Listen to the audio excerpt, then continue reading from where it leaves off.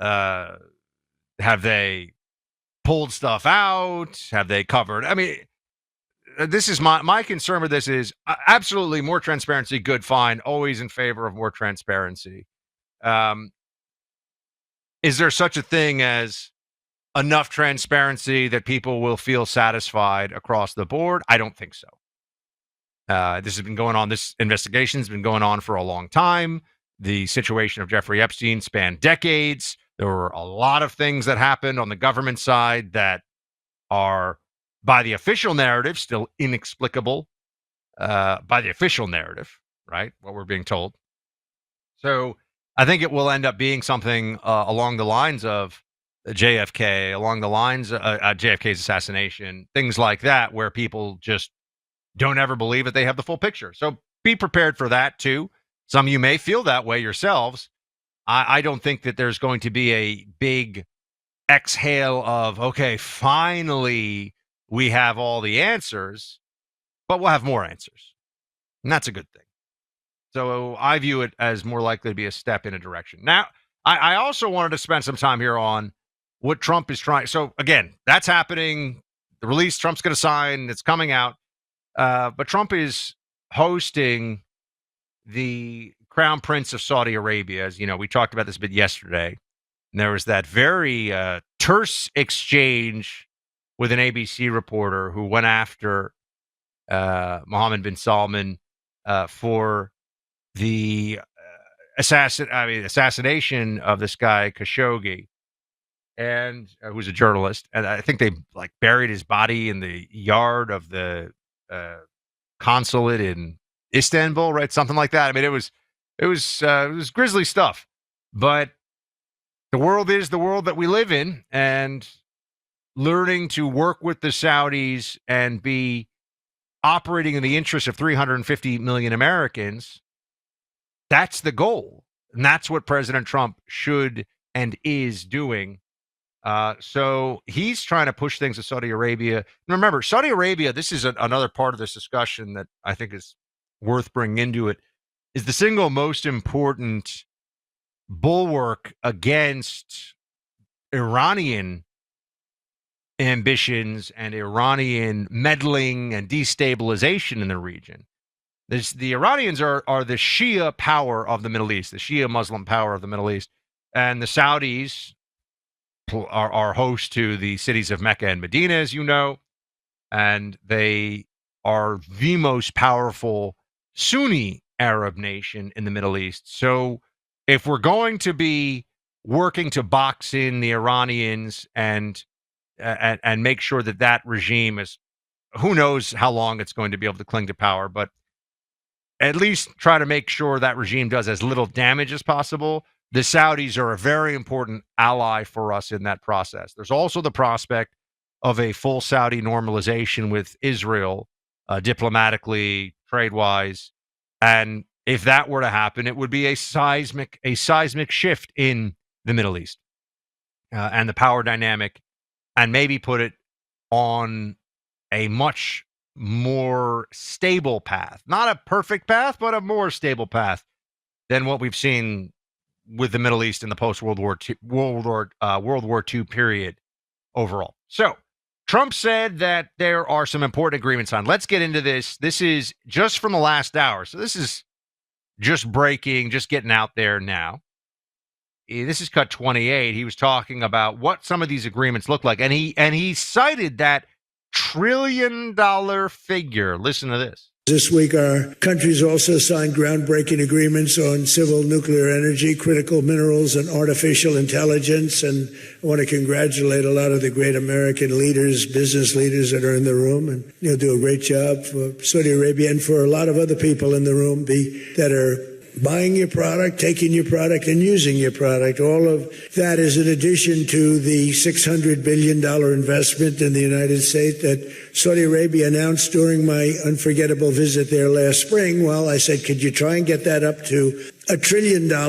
And yesterday, the Crown Prince announced that the number that they'll be investing in the United States is $1 trillion. So that's really an honor.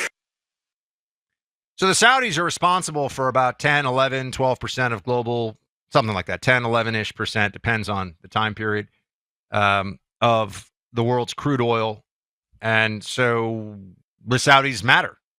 The Saudis play an important role in a global economy that is still entirely dependent, really a modern civilization around the world that is entirely dependent on hydrocarbon, fossil fuel. This is also why our efforts to and the international community, such as it is, or NATO maybe more specifically, to box in Russia. No, Russia's got too much oil, too much gas, too much that the world needs, regardless of how we feel about Russia's war in Ukraine and how evil Putin is and all that stuff. The oil is coming out of the ground and we need it. And people are going to pay for it and they want it. Same thing is true of Saudi Arabia. This is the reality of nation states is a bit like people. Does their talent outweigh their baggage, so to speak? Does the upside outweigh the negatives of dealing with them? So, you can get away with a whole lot more if you are Saudi Arabia and if you are Russia than if you are North Korea, let's say. North Korea doesn't export anything except problems, which is why we have been far more willing, and the rest of the world has been far more willing to cut them off from a whole lot of things. Same thing with China, by the way. China is as we know, massive human rights abuser, as well as a near-peer competitor to the U.S. militarily, economically.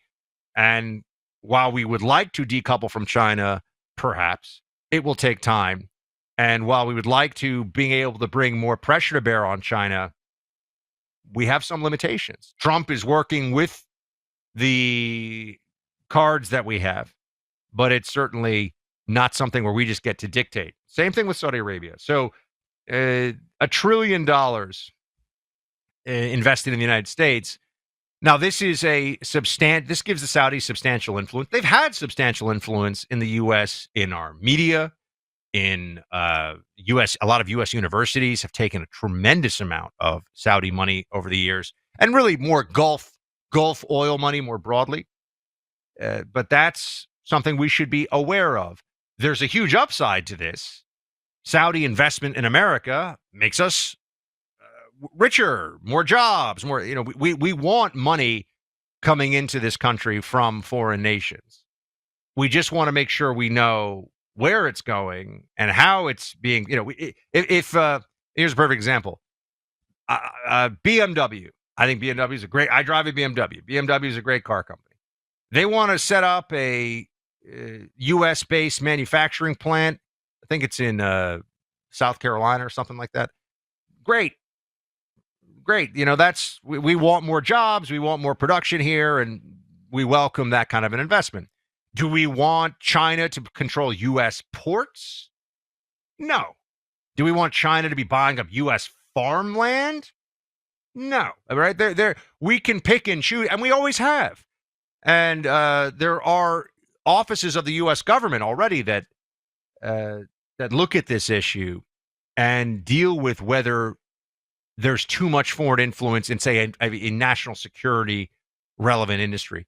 But with all that said, Trump's making these deals. He's bringing all this money into the country, and that's a good thing. And he's doing what he knows, I think, will have real benefits for the American people, for companies, for jobs, for the stock market, and yes, for innovation and our production of technology here. We want more done here at the highest level possible when it comes to technology.